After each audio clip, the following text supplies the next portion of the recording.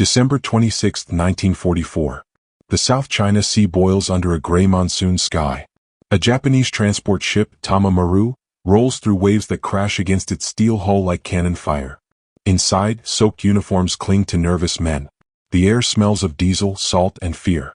At the center of the hold, a young officer sits perfectly still. His name is Second Lieutenant Hiro Onoda, 22 years old. His hands rest on a leather satchel that holds no food, no maps, only papers stamped with the imperial seal. He is not an ordinary soldier. He was trained at the Nakano Intelligence School, Japan's elite academy for covert warfare. There he learned sabotage, psychological operations, and the art of survival behind enemy lines. He was taught that truth can be a weapon, that loyalty must be absolute, and that a good soldier should fear dishonor more than death.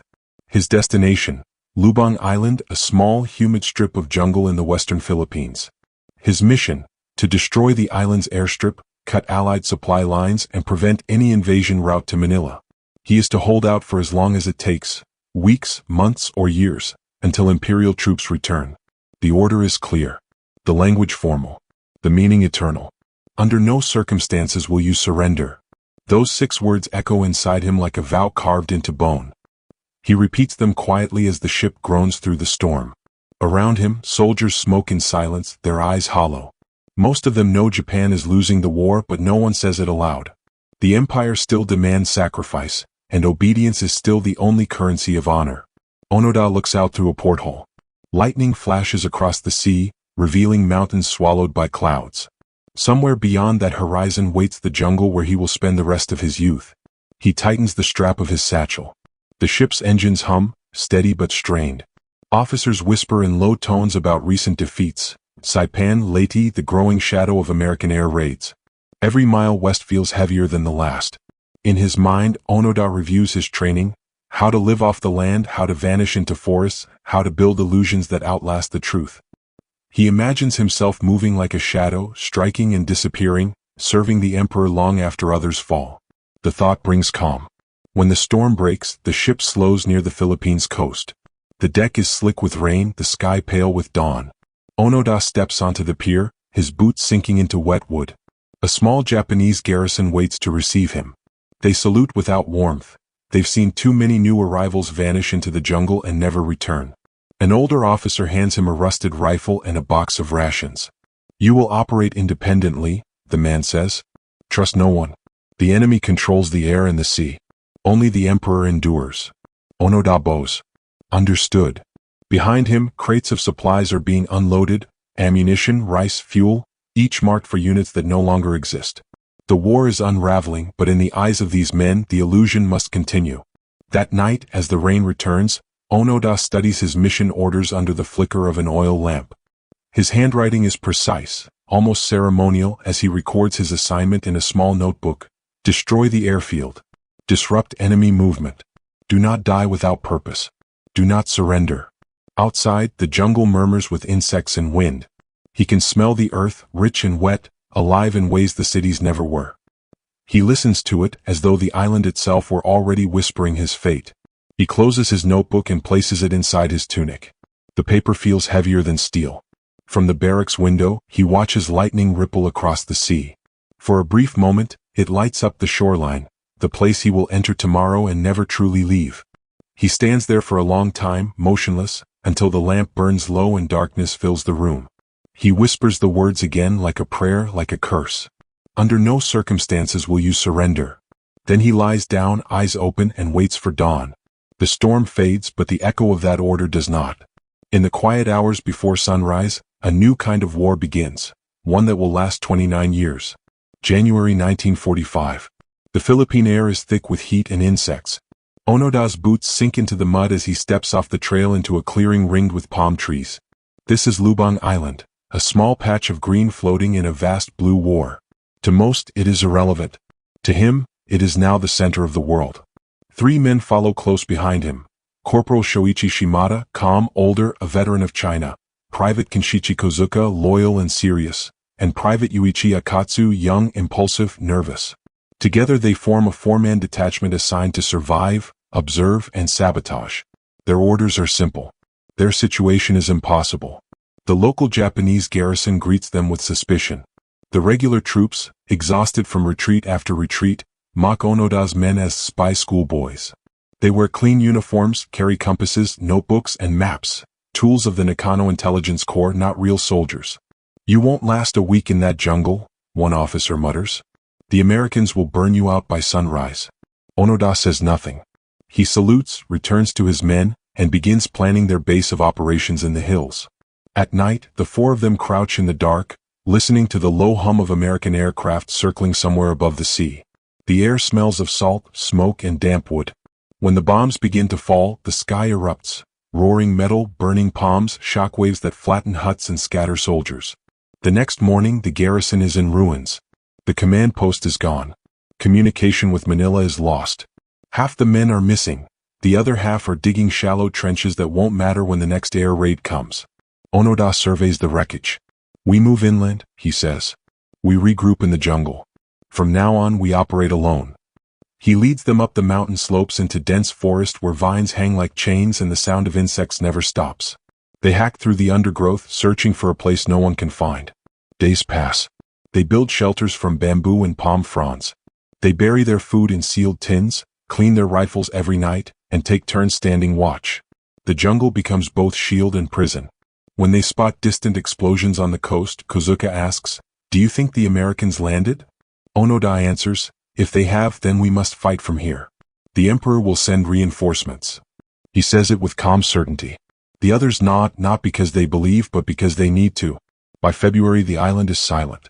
No radio messages. No supply drops. No commands. Just the steady rhythm of rain and the rustle of palm leaves in the wind. One morning, Shimada returns from scouting and says he found burned wrecks of Japanese trucks along the road. "Everything's gone," he says. "Even the command post." Onoda looks at him, unblinking. "Then we are the command post." They retreat deeper into the hills. Their uniforms rot. Their skin darkens from sun and sweat. They boil river water and ration what rice they have left. When Allied aircraft appear overhead, they scatter beneath trees and wait. When Filipino farmers move through the fields, they stay still, eyes trained on the shadows. March 1945 arrives. The world beyond Lubang is ending. The Battle of Manila, the fall of Corregidor, the collapse of Japan's empire. But here on this small island, Onoda's war is just beginning. He keeps a record in his notebook. Patrol times, ammunition counts, sightings of enemy movement. Every entry ends the same way, holding position. Awaiting orders. One night, as rain drums on the leaves, Kozuka whispers, "Sir, do you think the war will end soon?" Onoda looks up from cleaning his rifle. "Wars don't end," he says quietly. "They just stop being fought by most people." The others fall silent. The forest creaks in the wind. Outside, lightning flashes above the canopy, lighting the faces of four men who no longer know where the war begins or ends. For them there is no Tokyo, no surrender, no peace, only duty in the jungle. By March, the Japanese army on Lubang had vanished.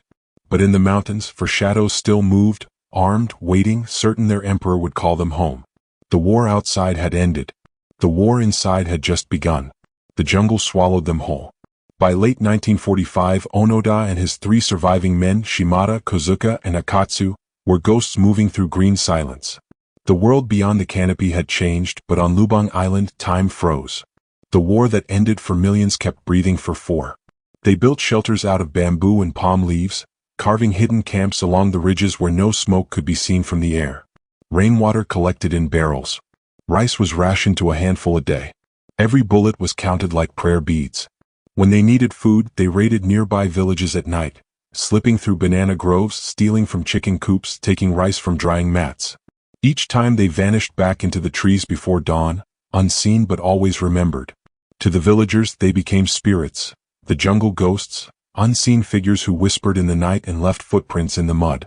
Then one morning in August 1945, leaflets fell from the sky. White papers fluttered down like snow, covered in printed Japanese.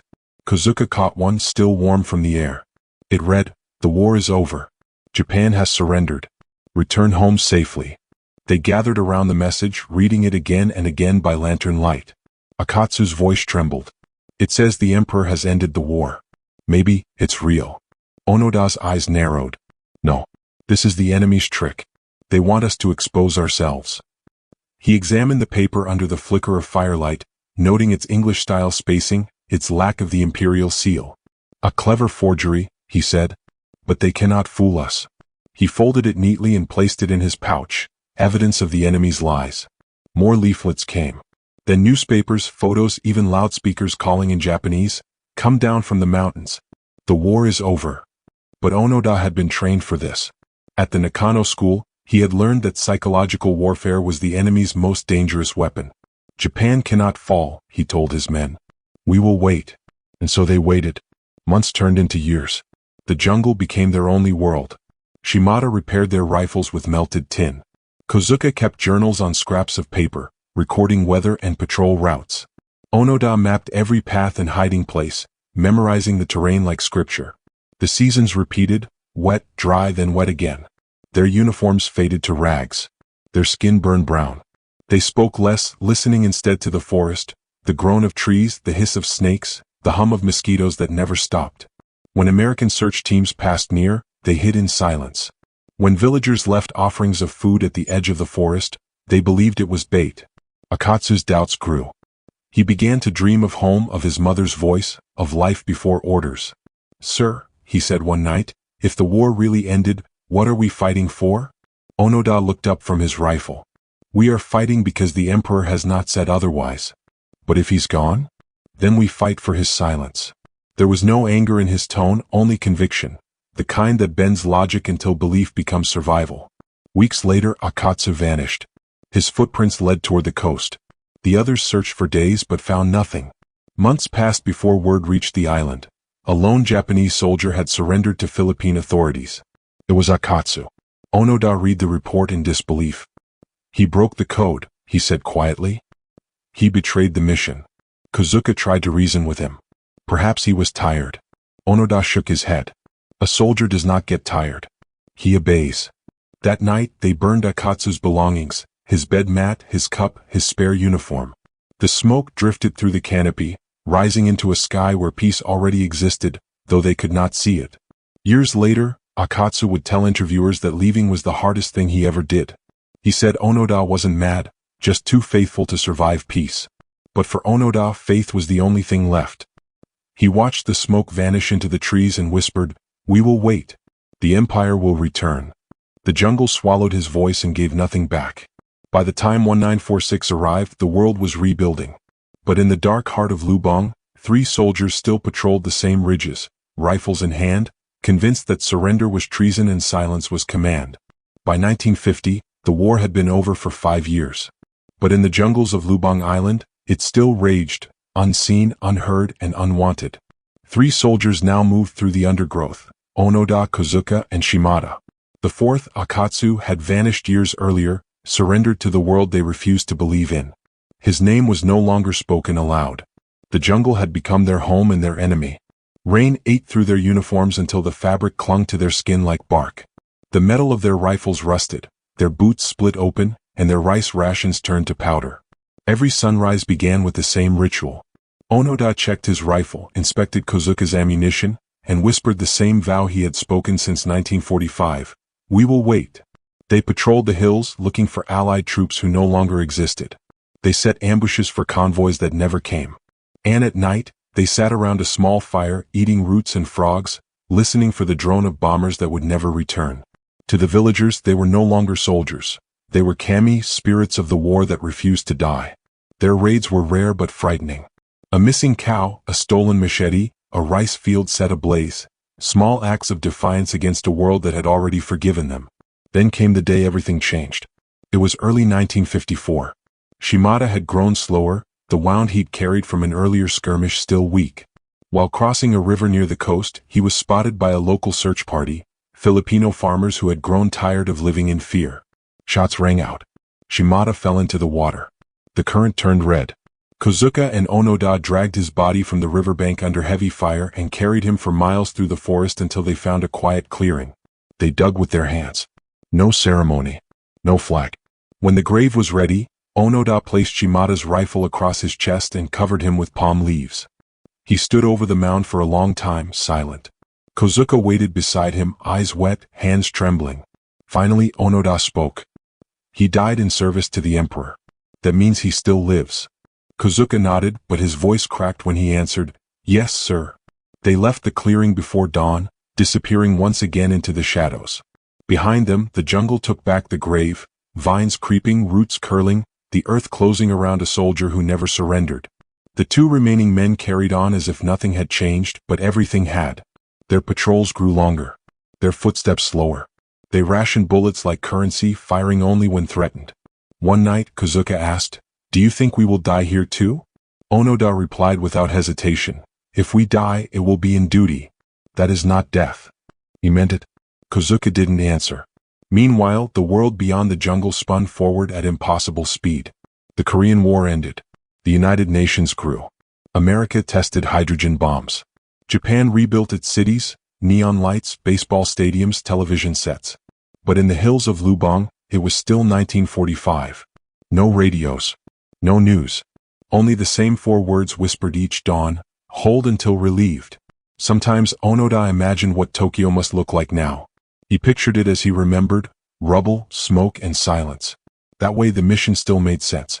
Kozuka dreamed of home too, but each time he spoke of it, Onoda shut him down.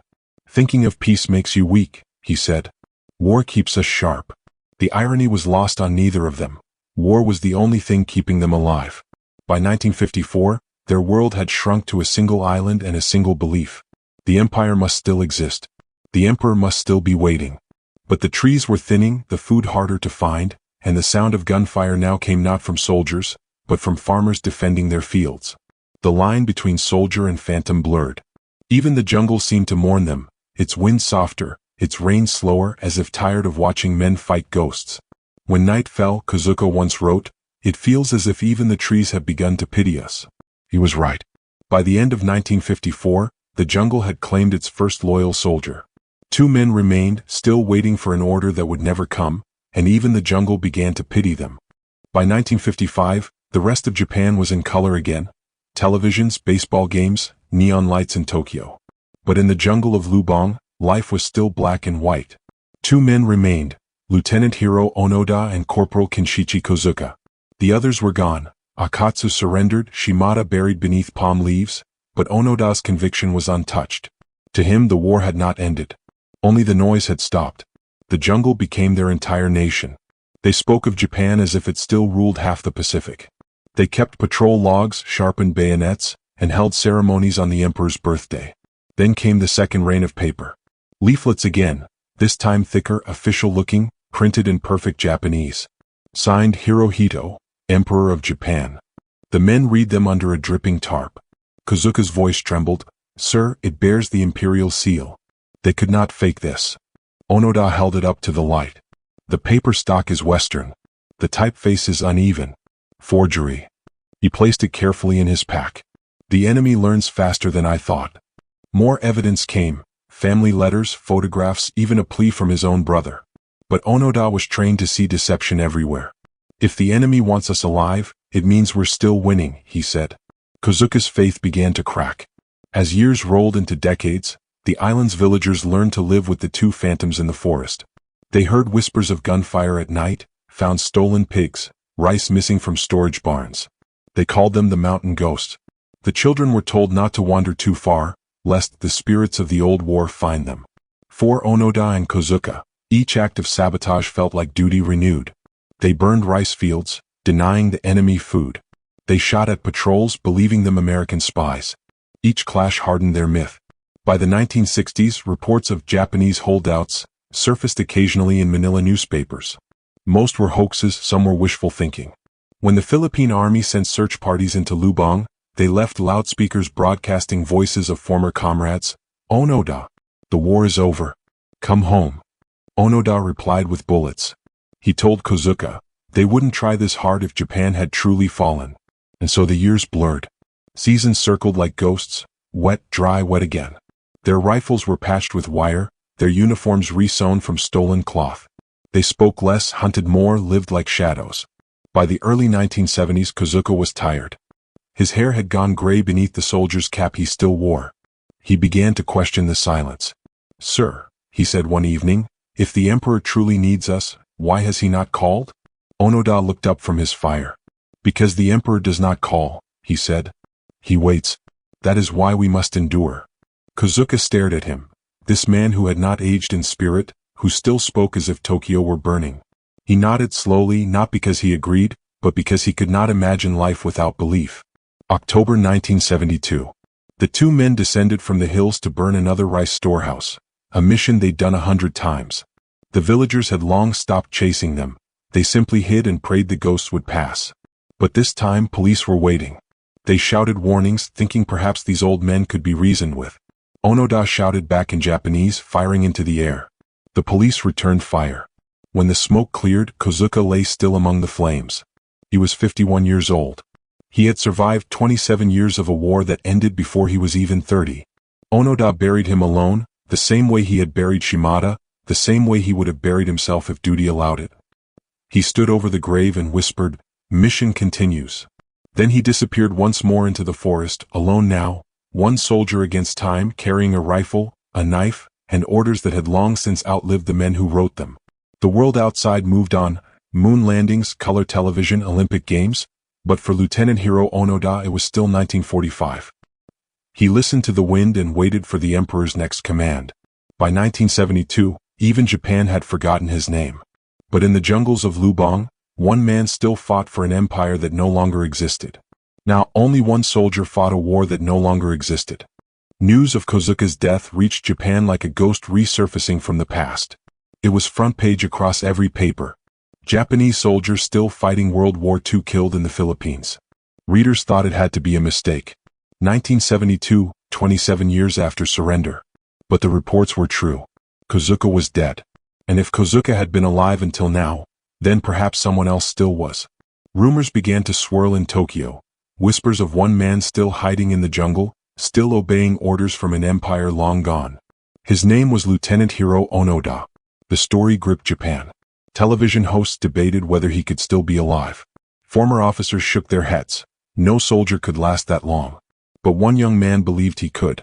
His name was Norio Suzuki, 20 years old, restless, half adventurer, half dreamer. He told his friends he was going to find Lieutenant Onoda, a panda, and the abominable snowman, in that order. They laughed. He packed his bag anyway. In January 1974, Suzuki landed on Lubang Island. The locals warned him, "The mountain ghost still shoots." Suzuki smiled and said, "Then I'll call out to him in Japanese." He hiked for days through dense jungle, guided only by rumor and instinct. The humidity soaked his clothes, insects swarmed his skin, and each night he slept under the same sky that had watched Onoda age. On the fourth day, as the sun bled through the canopy, he heard movement, branches breaking, leaves shifting. Then he saw him. A man in tattered uniform stepped out from the trees. His rifle was aimed and steady. His hair was streaked with gray, his eyes cold, alert. Suzuki froze. "Lieutenant Onoda?" he called in Japanese. The man didn't answer. Suzuki bowed deeply, hands visible. "I am Japanese. My name is Norio Suzuki. I came from home. Please, don't shoot." The silence stretched for long seconds. Then the man lowered his rifle slightly. His voice was hoarse, deliberate. "You are lying. Japan cannot send soldiers so young." Suzuki smiled faintly. "Not soldiers. Only one friend." Something in the young man's tone disarmed him. Onoda motioned for him to step closer. For hours they spoke beneath the trees. Suzuki told him about Japan, the bullet trains, the skyscrapers, the Tokyo Olympics, the peace treaties. Onoda listened but did not believe. "They told us the same lies before," he said. "The enemy wants me to surrender. I will not." Suzuki assured him the war was over, that Japan had rebuilt, that Emperor Hirohito now spoke of peace. Onoda's reply was quiet but unshakable. "If the Emperor commands me to stop, I will stop. But not before. Only my commander can release me." Suzuki's voice broke slightly. "Your commander? Major Yoshimi Taniguchi?" Onoda nodded. "He gave me my orders. He must give me new ones. Until then, I remain on duty." Suzuki realized the impossible truth. This man had lived 3 decades obeying 6 words. Under no circumstances will you surrender. The jungle had preserved him like a relic, untouched by time, untamed by reason. That night they built a small fire. Onoda roasted yams with the same care as if preparing for inspection. He asked about Kozuka. Suzuki hesitated, then told him gently, "He was killed 2 years ago." Onoda looked into the fire, silent for a long time. Then he said, "He stayed faithful. That is enough." When dawn came, Suzuki prepared to leave. Onoda helped him pack, reminding him of patrol paths to avoid. "Tell my country," he said softly, "that Lieutenant Onoda is waiting for orders." Suzuki bowed deeply. "I promise." As the young adventurer disappeared into the mist, Onoda turned back toward the trees, rifle slung across his shoulder, eyes fixed on the horizon that still looked like 1945. He had no idea that his message would ignite a national search across Japan. Suzuki returned home to headlines and disbelief. The government confirmed the story. Onoda was alive, still in uniform, still carrying out his mission. But there was one problem. The man who had given those orders, Major Yoshimi Taniguchi, had retired long ago. He now worked in a quiet bookstore in Tokyo. The government sent word. They had found Major Taniguchi. And soon he would return to Lubang to deliver one last command, the order that would finally end the longest war ever fought by one man. March 9, 1974. The jungles of Lubang stood still. The island's air was heavy, the kind of silence that comes before history shifts. For 29 years, Lieutenant Hiro Onoda had waited for one thing, a voice strong enough to end the war he could not. In Tokyo, that voice was found. Major Yoshimi Taniguchi, Onoda's commanding officer from 1944, was now a retired bookseller. When officials approached him, he wept openly. "He's still alive?" he asked in disbelief. "I gave those orders, and I never countermanded them." Within days, Japan arranged a mission to Lubang. Taniguchi, now gray-haired, frail, dressed in a simple brown suit, carried a folder containing Onoda's original orders, the same words that had bound a man's life for 3 decades. As his plane descended toward the island, journalists whispered, soldiers saluted, and across Japan, televisions flickered with the same headline, "The last soldier of the emperor may soon return." Onoda waited in the jungle clearing, the same rifle in his hands, the same expression carved from duty. He had cleaned his weapon that morning. The bayonet gleamed in the sun. When Taniguchi appeared at the edge of the trees, escorted by Suzuki and Filipino guides, Onoda froze. For a moment he thought it was another trick, another false emissary sent by the enemy. Then the man stepped closer. His voice cracked through the years. "Lieutenant Onoda, I am Major Taniguchi. I have come to relieve you." Onoda's breath caught. He stared at the old man's face, older, thinner, lined with years of peace he could not imagine. Taniguchi reached into his briefcase and unfolded a paper yellowed with time. His hands trembled as he read aloud. "You are to cease all combat activities immediately. The war has ended. Japan has surrendered." He lowered the paper and looked up. "It's over, Onoda. The empire no longer exists." For a long time Onoda said nothing. The jungle around them seemed to hold its breath. Then slowly he straightened, lifted his rifle, and stepped forward.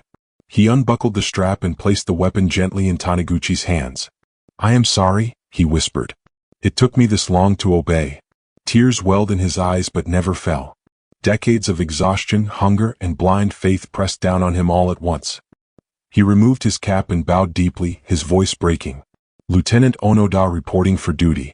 Mission complete." Taniguchi saluted him in return, not as commander to subordinate, but as one man to another who had carried his orders beyond reason, beyond war, beyond time. Word spread quickly. Filipino soldiers and villagers gathered as the impossible truth sank in. The jungle ghost had surrendered. The next day Onoda was brought to Manila. There, under the blinding sun, he stood before President Ferdinand Marcos of the Philippines. His uniform was patched and faded, but immaculate. His sword still gleamed, polished weekly for 30 years. In a quiet ceremony, Onoda presented the sword to Marcos. "Sir," he said, "I have come to surrender my arms." Marcos accepted it with solemn respect and granted him a full pardon for all actions committed during his holdout. The crowd watching was silent. Even the air seemed unsure how to react to a man who had fought through 3 decades of peace. When reporters asked him how he had survived, Onoda answered plainly, "I was a soldier. I received an order. That was all." As the ceremony ended, a plane waited to take him home, a world he no longer recognized, a country that no longer remembered his kind of war. But before boarding, Onoda turned once more toward the horizon of the jungle, his battlefield, his prison, his home, and whispered, "Forgive me, my brothers. I kept the promise." The war had ended again, this time for him alone. Yet as the engines roared and the island shrank beneath the clouds, Hiro Onoda was not returning from war. He was leaving it behind, one step at a time. March 12, 1974. Haneda Airport, Tokyo. The plane door opened, and Hiro Onoda stepped into a world he no longer recognized. Cameras flashed like gunfire. Reporters surged forward. Crowds waved flags and shouted his name, "Okiri Nasai." Welcome home. For a moment he froze. The sound was deafening. He had expected silence, perhaps shame, perhaps indifference, but not this. The man who walked down the steps was not the young officer who had left 30 years before. His face was lean, carved by decades of heat and hunger. His uniform, still pressed and clean, belonged to an empire that no longer existed. When his feet touched Japanese soil, he bowed deeply. Behind him, soldiers saluted out of respect. Before him, civilians stared in awe. He had obeyed the emperor's final order longer than any man alive. But as Onoda looked around, he realized that the Japan he fought for had vanished. Skyscrapers pierced the horizon. Neon lights blinked where once stood bombed ruins. The smell of gasoline replaced the scent of burned wood. Cars, televisions, supermarkets, all the things he'd never seen now surrounded him in dizzying motion. He whispered to himself, "This is not the country I served." The government arranged his reunion with his family. At the train station, his aging mother stood waiting. Her hands trembled as he approached. For a moment, they just stared at each other. A soldier from 1945 and a mother from 1974. Then she smiled through tears. "You came home, Hiro." He nodded. "I was ordered to." They sat together in her small apartment, the television flickering in the corner, showing variety shows, politicians, pop music. He couldn't look at it for long. It felt unreal, like propaganda from the future. His mother poured tea. The silence between them was heavier than words. After 30 years of waiting, there was nothing left to say. That night, Onoda looked out the window at Tokyo's skyline, bright, alive, indifferent. He whispered, "All of this was built while I was guarding an island that no one remembered." The next morning, the press followed him everywhere. They asked questions, hundreds of them. "Lieutenant Onoda, how did you survive for 30 years? What kept you loyal for so long? Do you regret the lives lost?" He answered each with the same calm precision. "I was a soldier. I received orders." To him, that was the only truth that ever mattered. But Japan had changed. The crowd saw him not as a hero, but as a relic, a living ghost from a war they had buried beneath progress. Some admired his discipline. Others pitied his blindness. Students called him a man frozen in time. Veterans wept quietly at his side. When a reporter asked, "What do you think of modern Japan?" he paused before answering. "It is peaceful," he said, "but it does not feel victorious." At night, he gave interviews on national television. The bright lights made him squint. He spoke slowly, politely, always using the language of a soldier. Orders, duty, command, obedience. Each word drew applause and confusion. Because in 1974, obedience no longer sounded like virtue. He visited shrines, schools, military academies. People treated him with reverence, yet he felt invisible. Children stared at him as if he were a character from an old history book. They had never known hunger, fear, or loyalty like his. He realized that the nation he'd spent half his life defending no longer shared the same language of sacrifice. One evening, as cameras followed him down a crowded Tokyo street, a reporter shouted, "Lieutenant Onoda, are you proud?" He stopped, turned to face them, and said quietly, "Pride is for those who had a choice. I did not." That quote appeared on every front page the next day. To the public, he was a symbol, the last samurai, the last man of duty. But privately, he was lost. A ghost returned from the jungle, haunting a country that no longer needed him. That night, sitting alone in his hotel room, he removed his uniform and folded it neatly. He placed it beside his cap as he had done every night in the jungle. Then he stared at his reflection in the mirror, clean-shaven, well-fed, dressed in modern clothes. He whispered to the stranger staring back at him, "The war ended, but the orders remain." Japan had moved forward without him, but he could not move on without the war. His orders had become his identity, and without them he no longer knew who he was. After the headlines faded and the applause quieted, Hiro Onoda tried to live as an ordinary man. But peace, he soon learned, is far harder than war. The Japan he had returned to felt too fast, too loud, too shallow. Everything seemed temporary, the laughter, the ambition, the loyalty. He could not find a place in a world that no longer needed orders to function. So, in 1975, he left again. He moved to Brazil, a land far from the jungle but just as untamed in its own way. There he bought land in the Mato Grosso region and began raising cattle. He traded his rifle for a machete, his uniform for a work shirt, his war for silence. He worked the soil with the same discipline that once kept him alive. Neighbors said he woke before dawn every day, inspected fences like patrol lines and kept meticulous notes, just as he had in the jungle. When asked why he chose Brazil, he said simply, "Because the trees do not ask questions." Years passed. He married a Japanese woman named Machi, who helped him reconnect to a world of compassion he had forgotten. But even in peace, his thoughts never strayed far from Lubang. At night, he would look up at the stars and think of the men who had died believing the same thing he once did, that faith and duty could outlast time itself. He began writing his memoir, No Surrender, My 30-Year War. It was not a story of adventure or heroism, it was a confession. He wrote of the hunger, the loneliness, the doubt he never allowed himself to feel.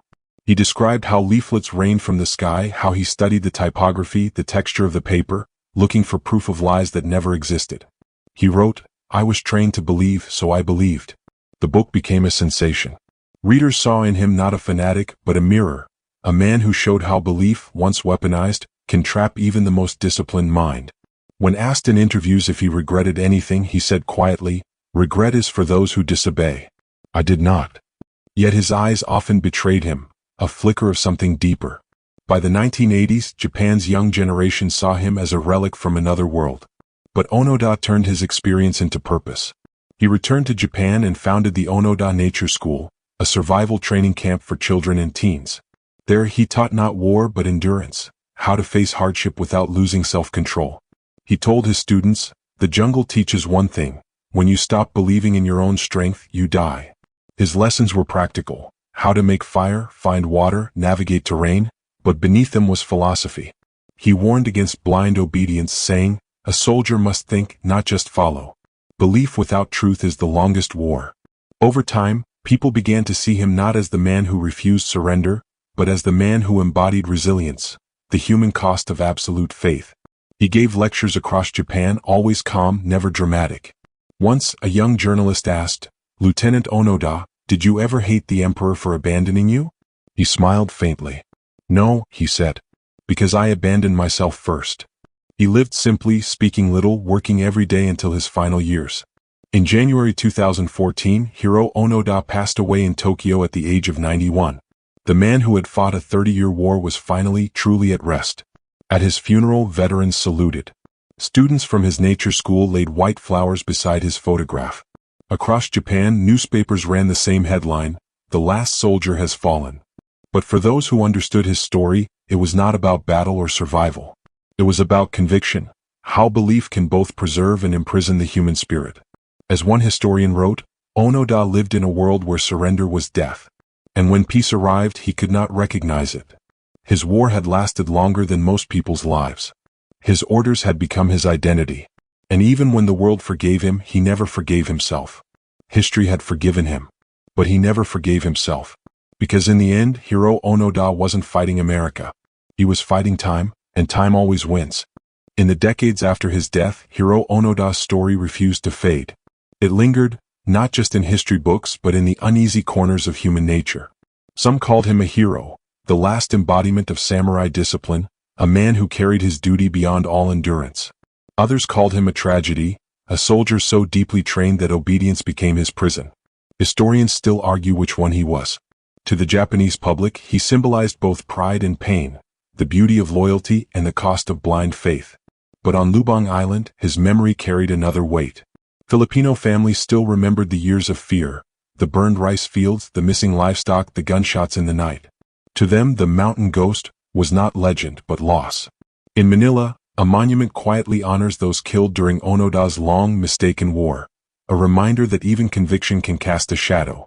As scholars studied his life, a new term entered psychology textbooks, Onoda syndrome.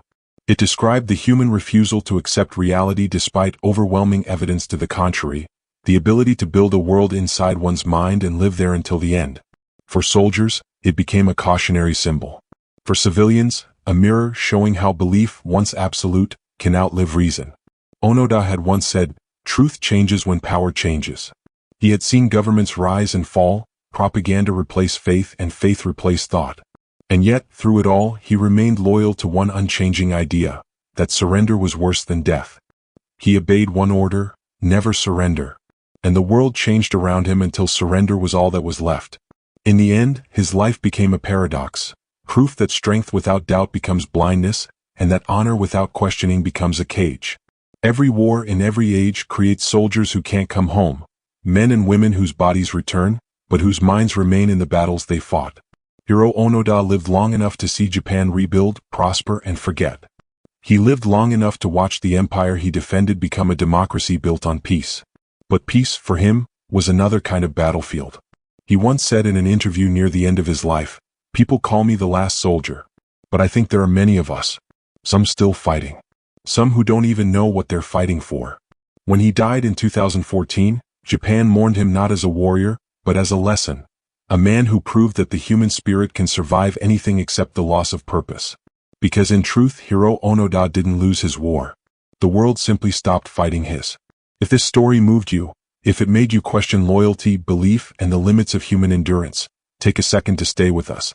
There are more untold stories like this one, buried in forgotten jungles, lost archives, and human memories fading with time. Subscribe now so you don't miss the next one. Because the past still whispers, and here we listen.